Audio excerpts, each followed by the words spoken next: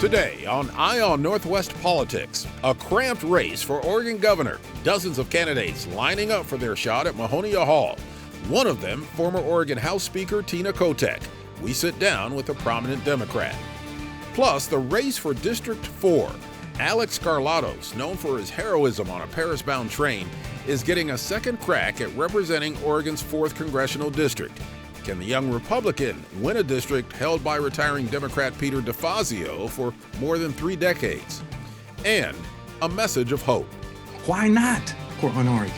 Why one prominent Portlander says the Rose City has been given a gift during a tumultuous time. Eye on Northwest Politics starts now.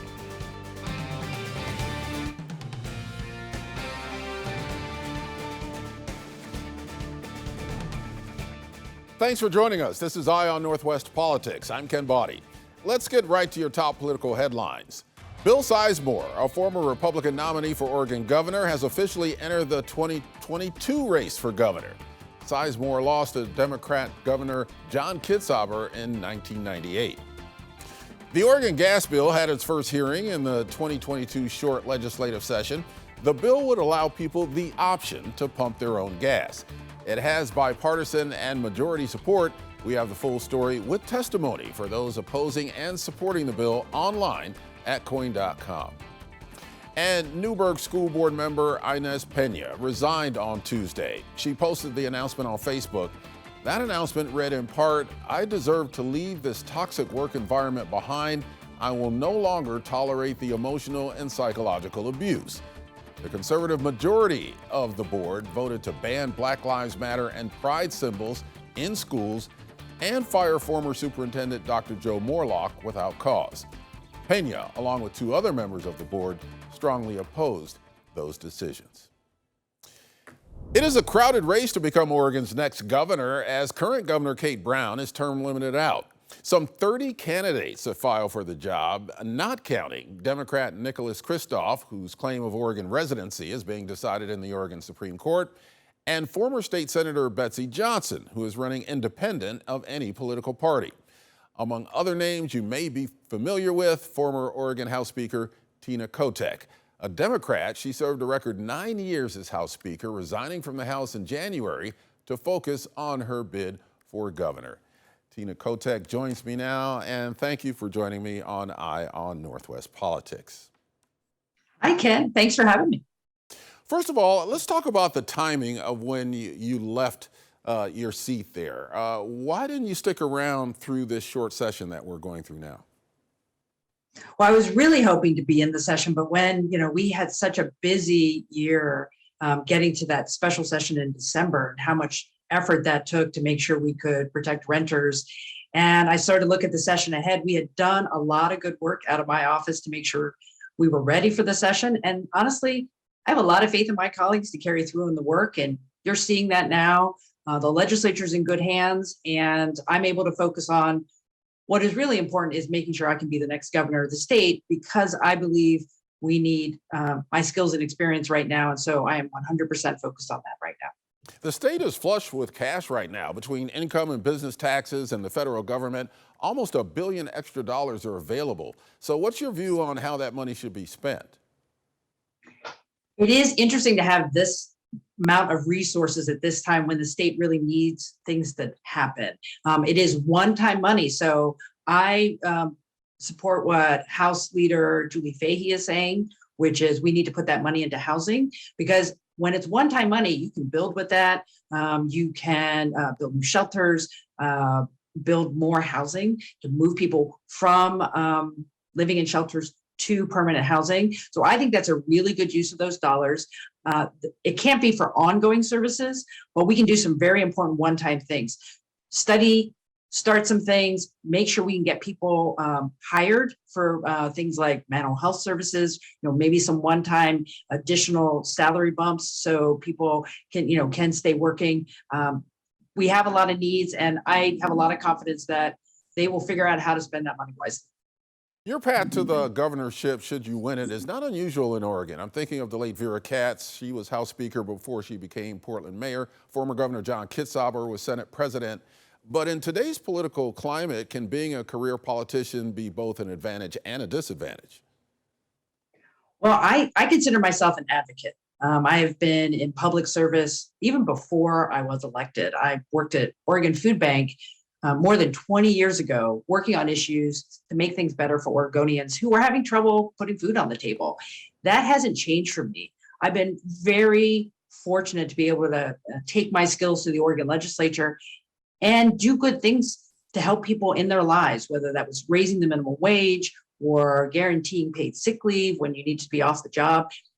There are things you can do in the legislature that are important. But right now, I want to take my skills and be the next governor because it is about managing state government. We need a CEO at the state who's willing to bring people together and solve some of the most difficult problems in front of us, from houselessness to climate change. And I think experience matters right now, and I have a track record of doing things. So I will put that track record up against anybody else running. Oregon's indoor mask mandate ends on March 31st. Is this the right time to do that? Well, I do think we have been following the experts and the science all along. Masks have kept people safe. The numbers here in Oregon about people who have died, there are a lot more people walking around today because we did have masks on, and that's a good thing. Right now, I think the pandemic is changing, and the science is saying maybe we can step back from wearing masks all the time. I know personally, I will continue to wear a mask in, say, the grocery store because I want to keep the workers there safe. And I think we're moving to that point where it will be more of a personal decision. But for me, I think it has been helpful and will continue to do that as long as it has helped us reduce transmission of the virus. Governor Brown has gotten some heat from some sectors, especially the business sector, over her statewide COVID restrictions. Would you have done anything differently? Well, I think that at the very start of this pandemic, Governor Brown's decisiveness in what we had to do has kept people alive. Again, I got to say, compared to other states, there are a lot of Oregonians walking around today because we did do the things we did in terms of keeping people home, masks, getting people vaccinated. And I know people have been frustrated. Look, it's been a hard 2 years. And we have to continue to adapt, keep each other safe. And I think it's going to be a while before we're back to complete normalcy. But I think we have taken a very clear and evidence-based approach to dealing with the pandemic. And because of it, a lot more people are alive and our healthcare system hasn't collapsed. That is not the case in other states. And I think we should feel good that we have kept so many people alive.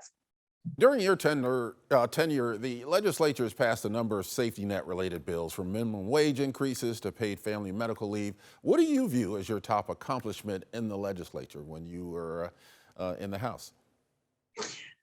Well, I feel very fortunate that we had a lot of progressive victories. And by progressive, I mean changing things so the system works for people. I will say that for workplace issues, that is one of the top areas that I am very proud of: raising the minimum wage, equal pay for equal work, making sure that if you're suffering from discrimination on the job, that you will not be penalized for speaking up. That's been very important for Oregon workers to feel protected on the job. I think the other issue that has been very important, when Donald Trump said we're going to try to limit, access to abortion, I did something about it. I made sure that Oregon passed the most comprehensive reproductive health care law in the nation. We have protected access to abortion. And now we're seeing with the Supreme Court that Oregon is standing and protecting access to reproductive health in a way that no other state is doing. And that happened on my watch. And then lastly, I think my work on climate, we have set the state on a path to 100% clean electricity by 2040. There is a lot to do for us to do our part to reduce climate change and the impact of climate change. But I feel that Oregon has been a leader and needs to be a leader in that very important topic. This race appears to be wide open, with several prominent Republicans believing they can win the governorship for the first time since Vic Katia was governor back in the 1980s. Are Democrats, especially progressive Democrats like yourself, vulnerable right now? I think voters know that they need to look at what people have done, where their values are. And I think regardless of your party, you have to go and show voters that you can get things done and that your values are aligned with the majority of voters. And I think it's a very exciting election season. We haven't seen this in 2 decades. All these talented individuals trying to figure out that they want to be the next governor. In my case, I believe in it that the experience and skills that I bring to this job are very needed right now. This is not a time for people to learn on the job. What we're seeing from houselessness to climate to making sure our behavioral health system is working for people. I want to get in there and work on those issues from the executive side as the governor to say, we can do this better. We can be more accountable, more transparent, and actually provide the services people need. We need government to function. And I want to get in there and do that job for Oregonians because I believe in that type of public service, and that's why I'm running. Thank you very much, Tina Kotek. I appreciate you joining me on Eye on Northwest Politics. Thanks for the time. Have a great day. You too. Next, he's an international hero who helped stop a terrorist gunman on a Paris-bound train in 2015. Now Alex Skarlatos has his sights set on Congress, again running for the seat being vacated by the retiring Peter DeFazio. Will the second time be a charm? Republican congressional candidate Alex Skarlatos, next on Eye on Northwest Politics.